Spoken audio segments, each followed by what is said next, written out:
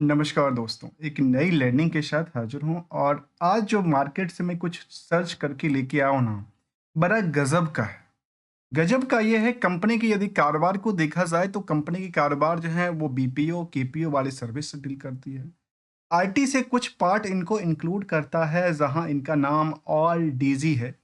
और all DG की बात कहती है और जाइल्स ग्रोथ पार्टनर और इसको लेकर के जिक्र करती, चाहे कल्टिवेटेड चाहे कल्चर ऑफ ग्रोथ की लेकर के देखा जाए या कन्वर्जेंस में कुछ पार्ट को यहाँ पे जिक्र करती है। यदि कंपनी की बात करें तो कहती है इनका काम जो है कस्टमर सर्विस में कस्टमर एक्सपीरियंस मैनेजमेंट का काम काज करती है, एम्प्लॉय एक्सपीरियंस मैनेजमेंट का काम है। दो तरह की चीज शामिल करती है और आज के टाइम में यदि हम मार्केट की तरफ चले हैं तो गजब का जी है जी। गजब का क्यों है, उसके पीछे कुछ रीजंस है, समझिएगा। आसानी से समझिएगा, आसान भाषा में समझिएगा। देखिए मैंने क्या किया, एक सपोर्टिंग लिया और सपोर्टिंग लिया है बहुत पुराना, और सपोर्टिंग के साथ साथ आज की प्राइस को मैंने लिया है। और यहाँ पे देखिए मैंने कोई भी टेक्निकल एनालिसिस की बात बिल्कुल नहीं कर रहा हूँ, ना कोई टेक्निकल आपको इंडिकेटर सिखा रहा हूँ। हम लोग कहते हैं मार्केट में जिस प्राइस पे आकर के बार बार अटके उसको सपोर्टिंग जोन मान लेते हैं, और जहाँ पे बार बार जाकर के रुक जाए उसको रेजिस्टेंस मान लेते हैं। क्योंकि ये मानने की पद्धति है, जैसे हम मैथ में एक्स और वाई और जेड मानते हैं, इस तरह की चीजों को शामिल करते हैं। देखिए यहाँ पे हुआ क्या। अब मैं चर्चा कर रहा हूँ जबकि मार्केट में यहाँ से लेकर के और यहाँ तक की जो पोजीशंस हैं उसमें bottom bottom bottom bottom bottom, लेकिन बॉटम टू बॉटम तो आ रही थी, लेकिन इसके बाद मार्केट ने रिवर्सल लिया। दोबारा क्या किया, दोबारा बॉटम पे आई, सपोर्टिंग लेन लिया। सपोर्टिंग के बाद दोबारा रिवर्सल की कोशिश करती है। क्यों, इसके पीछे जानने की वजह है। और वजह यह है, जब हमने इनकी फाइनेंशियल पोजीशन को हमने जब मार्केट की फाइंड आउट करने की कोशिश किया तो हमने कुछ ऐसी कंपनी के लिए जिक्र किया था अपने फॉर्मूला बेसिस पे कि हमें कोई ऐसी कंपनी चाहिए जो वायो वाई हो या क्यू और क्यू, दोनों पे भले ही वो आधा परसेंट हो, भले ही 1% हो, लेकिन सेल्स ग्रोथ होना चाहिए। और वही निकला। हमने केवल सेल्स ही ग्रोथ ग्रोथ की बात नहीं किया था जी। हमने सेल्स ग्रोथ के अलावा इस कंपनी में इसको लेकर देखा तो हमने देखा चलो कोई बात नहीं, ऑपरेटिंग प्रॉफिट में कई बार थोड़ा खर्चे बढ़ जाते हैं, कई बार कम हो जाती है। हमने कहा कि नहीं, हमें ना सेल्स भी चाहिए बेटर और हमें चाहिए ये भी बेटर, प्रॉफिट भी बेटर चाहिए। तो हमारे सामने जिक्र करके लेके आती है फॉर्मूला, जो भाई आपके सामने, आप वायो वाई पे फाइंड कर लो या क्यू और क्यू पे फाइंड कर लो, आपके सामने दोनों मक्खन पे मक्खन है। और ईयर को लेकर के जिक्र कर दी है कि आपकी जो सेल्स हैं कंपनी का लगातार अप ट्रेंड रही थी। प्रॉफिट आज भी 28% तक जिक्र करती है।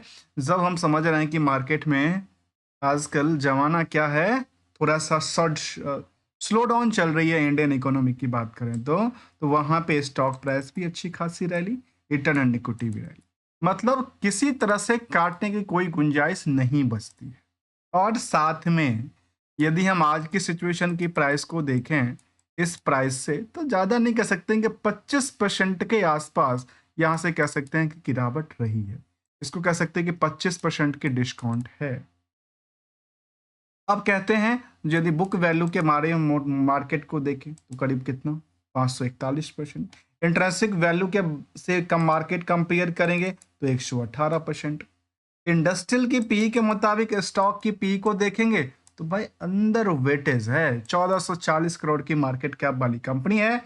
73% से ज्यादा होल्डिंग प्रमोटर के हैंड में है, 1 रुपए का भी प्लेज नहीं है। डिविडेंड के नाम पे तो गजब का रिकॉर्ड है जी। रेगुलर इनकम के तौर पे सोचिए, जो कंपनी यदि बुक वैल्यू के बारे से यदि हम फेस वैल्यू से कंपेयर करें 10 रुपया से, तो ये जो कंपनी है वो अल्टीमेटली यदि बात किया जाए तो रिसेंटली उन्होंने 24 में दिया था 2 बार, और टोटल दे दिया 24 के पीरियड में डिविडेंड कितने रुपए का, 45 रुपए। जहां 10 रुपए का डिविडेंड है, 450% दिया। साथ में यदि हम करंट मार्केट की जोन से भी देखें तो 1200 प्राइस मान लेते हैं उस टाइम से लेकर अभी तक में मार्केट गिरने के बाद, तो 45 रुपया दिया। कितना, तो कितना, 12 4 4% तो मान लेते हैं सीधा ओवरऑल। 4% क्या कमाई के दे रही है, आपको रिटर्न दे रही है as a return on dividend के। यदि कंपनी की गजब की बात यह है कि ROE ROC की आंकड़ा अच्छा है, नेट इनकम मार्जिन पोर्शन अच्छा है, 17-18 हजार निवेशकों का इंटरेस्ट जुड़ा हुआ इस कंपनी से, डेट्स भी काफ़ी कम है, और कंपैरिजन टू द इंडस्ट्रियल की बाकी दिग्गज कंपनी जहाँ पे ओकरा विल्फिन हो, पीवी फिनटेक हो, कोफोर्ज हो, एक्सॉफ वेयर हो, कपिल टेक्नोलॉजी और टाटा एलेक्स जैसे कंपनी है, मुझे लगता है इससे कंपेयर करना चाहिए या नहीं करना चाहिए, क्योंकि कंपनी यदि BPO KPO से डील करती है तो उसको फर्स्ट सोर्स SCGS और RPS कंपनी से कंपेयर करना काफ़ी बेटर हो सकता है। जहां कुछ कंपनियों में बिकवाली था तो यहाँ भी बिकवाली था, लेकिन ऑन एवरेज दूसरे के कंपैरिजन काफ़ी कम का आंकड़ा रखा। इस कंपनी को यदि पी रेशियो के मुताबिक देखते हैं तो बाकी कंपनियों के आगे इनका वैल्यूशंस क्या है आज के टाइम में, अंडर वेट है। कहाँ से, चाहे वो बुक वैल्यू से हो, चाहे इंट्रिंसिक वैल्यू के मुताबिक हो, चाहे कंपनी की जैसे हमने चर्चा किया कि क्यू और क्यू YOY से लेकर के और क्यू तक का डेटा बिल्कुल बेटर है। जहां YOY में 16% की ग्रोथ के साथ प्रॉफिटेबिलिटी में करीब 76% की ग्रोथ थी, तो वहीं पे इसमें यदि हम क्वार्टर ऑन क्वार्टर को देखें तो सेल्स में 6% से लेकर के और प्रॉफिट में 64% तक की रैली थी। तो ये एक इनका एक बेटर रिजल्ट की तरफ इशारा देती है। जबकि यदि हम नेट इनकम मार्जिन को देखा जाए तो जो बड़ी दिग्गज कंपनी के तौर पे भी कुछ कंपनियां हैं जो करीब 15% के आसपास कमाती है, कोई नहीं कमाती है, ऑन एवरेज इससे ज़्यादा बेटर यहाँ पे दर्ज करती देखी गई। इसके अलावा रिसेंटली हमने कंपनी को लेकर अपडेट देखा तो यहाँ पे 5 तारीख उन्होंने अपनी पेरोल सोल्यूशन को लेकर के जिक्र किया था कि कंपनी ने कहा था कि हमारे पार्टनर हैं वो Lulu financials for the payroll solution को लेकर के जिक्र करती है। और इसके अलावा रिसेंटली की बात करें तो कंपनी के पास कुछ इनकम टैक्स का नोटिस भी मिला था, रिफंड मिला था।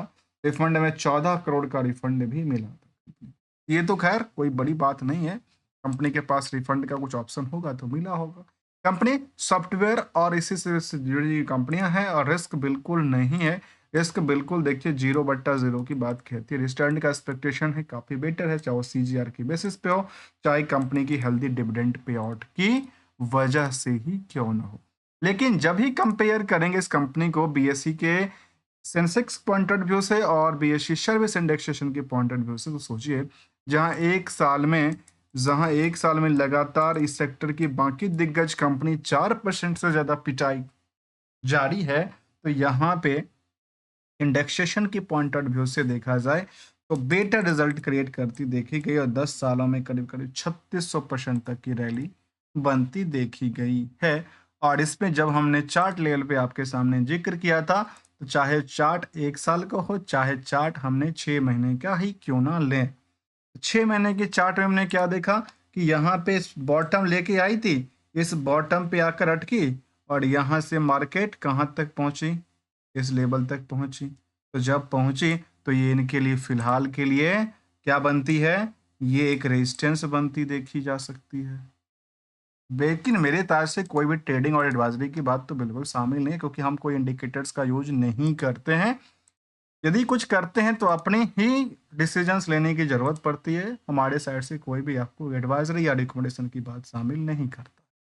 लेकिन एक गोल्डन रूल जरूर कहता है कि मार्केट में कुछ अच्छी सामान हो तो घर में आप स्टोर करके रख सकते हो, अदरवाइज आपको कैपिटल का नुकसान भी हो सकता है। इसीलिए संभल के बी केयरफुल, बी अवेयर, चाहे स्टॉक बड़ी हो, छोटी हो या लंबी ही अवधि का क्यों ना हो। तब तक के लिए thanks for the joining us.